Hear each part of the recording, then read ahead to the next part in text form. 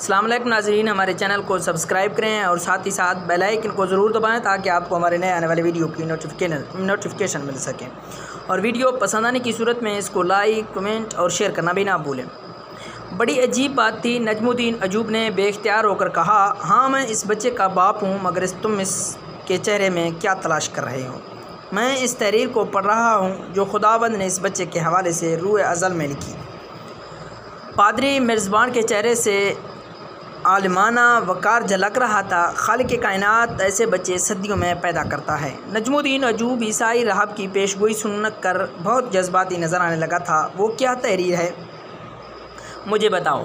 मेरी गुनाहगार आँखें इस आसमानी तहरीर को मुकम्मल तौर पर नहीं पढ़ सकती, पादरी मेज़बान ने पुरसोज़ आजाना लहजे में कहा। वो इंतहाई नेक और बहुत गैर मुअत्तसिब राहब था, इसलिए कभी कभी इस पर कुदरत के राज अफशा हो जाते थे। आज इस पर एक और राज फाश हो गया था। मैं इस बच्चे के चेहरे पर वो रोशनी देख रहा हूँ जो अजीमुल शान शहनशाहों के खिदोखाल में नज़र आती है। ईसाई राहब की बात सुनकर नजमुद्दीन पर सकते की सी कैफियत तारी हो गई। आज तक वो जिस बच्चे को अपने लिए मनहूस तस्वुर करता था, वही बच्चा मेज़बान की नज़र में आने वाला ज़माने का जलील कदर शहनशाह भी हो सकता था। ईसाई राहब की बात सुनने के बाद, जानने के बाद नजमुद्दीन अजूब ने इस अजीब वाक़े का जिक्र अपनी बीवी ज़ुबैदा से किया। माँ पहले ही अपने इस बच्चे से बेपनाह मोहब्बत करती थी। शोहर की बात सुनकर शिद्दत जज्बात से वाराफ्ता हो गई और रोने लगी। ईसाई राहब क्या बताएगी? वो रोशनी तो मैं हर वक्त अपने यूसुफ़ के चेहरे पर देखती हूँ। ज़ुबैदा ने शिकायत आमेज़ और इस कदर तंज़िया लहजे में कहा। अगरचे नजमुद्दीन अजूब ख्वाबी एक आबदीदा ज़ात इंसान था, लेकिन अपने मजूली के हादसे से मुतासिर होकर तो हम परस्ती का शिकार हो गया था। बीवी की जज्बाती कैफियत तारीफ देखकर ख़ुद भी आबदीदा हो गया। अल्लाह मेरे इस गुनाह को माफ़ करे, मैं शैतान के फ़रेब में आकर अपने बेटे से कितनी दूर चला गया था। इस वाक़े के बाद नजमुद्दीन अजूब यूसुफ़ की तालीम और तरबियत पर ख़ुसूसी तवज्जो देने लगा। फिर एक साल बाद ही नजमुद्दीन अजूब को अपने बीवी बच्चों को मौसल में छोड़कर एक खौफनाक महाज जंग पर जाना पड़ा। तकरीबन 500 साल बाद वक़्त ने अजीब करवट बदली। हज़रत उमर फ़ारूक ने जिस बैतुल मुक़द्दस को 16 हिजरी में इंसानी खून का एक कतरा बहाए बगैर फ़तह किया था, और उसी मताओ अज़ीज़ को इस्लाम के वारसों ने 491 हिजरी में ज़िल्लत और रुसवाई के साथ घुमा दिया था, जिसके नतीजे में एक मजबूत ईसाई रियासत कायम हो गई। वो एक इंतहाई मुअत्तसिब ईसाई गॉडफ्रेक यरूशलेम का शहनशाह बन गया। इससे पहले दो और ईसाई सल्तनतें अंताकिया और एडसिया कायम हो चुकी थी। एडसिया जो जुलसन सानी की हुकूमत थी, जो अपनी मजहबी असाबियत में शाह यरूशलेम गॉडफ्रे से भी किसी तरह कम नहीं था। यरूशलेम, अंताकिया, रूम और कुस्तुनतुनिया के बाद मजहबी तकद्दुस के एतबार से एडसिया को ईसाई दुनिया में 5वां दर्जा हासिल था।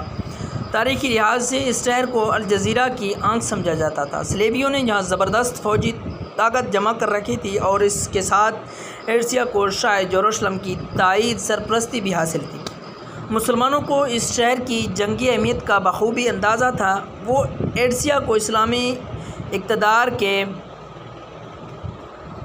इक़्तिदार के लिए एक मुस्तकिल ख़तरा समझ रहे थे। नतीजन 1110 से लेकर 1115 तक मुसलमानों ने इस शहर पर मुसलसल हमले किए, मगर फ़तह हासिल न कर सके। यहाँ तक कि शदीद मायूसी के आलम में थक कर बैठ गए।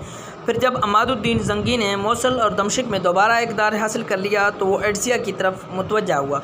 इस मौके पर उसके बाद मशीरों ने मशवरा देते हुए कहा, सुल्तान को एडसिया पर हमला करने के बजाय अपने इलाकों के इस्तेहकाम की फ़िक्र करनी चाहिए, जो सलन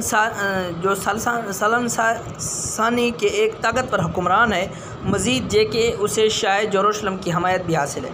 वज़ीरों के चेहरे से कबल अज़ वक्त शिकस्त नाकामी के अंदेशा ज़ाहिर हो रहे थे, और वो मुझे खुदाए वाहिद ला शरीका लहू की ताईद हासिल है। अमादुद्दीन जंगी ने अपनी अंगेज़ शहादत बुलंद करते हुए इंतहाई पुरजलाल लहजे में कहा, एडसिया इस जहर आलूदा खंजर की तरह है जो मुसलमानों की शहर के करीब रखा हुआ है।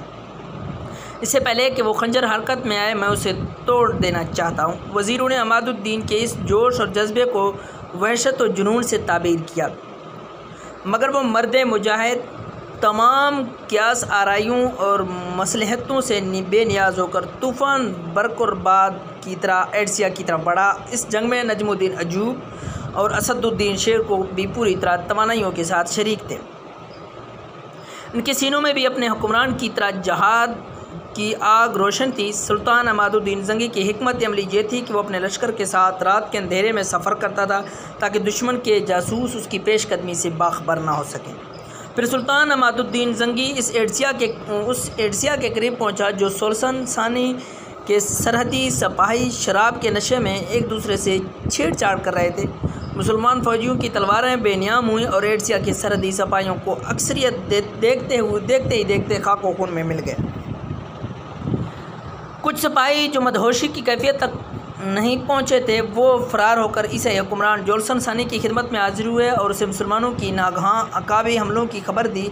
खुले मैदान में मुकाबला करने का वक्त गुजर चुका था, इसलिए जोल्सन सानी अपनी फ़ौज के साथ किला बंद हो गया।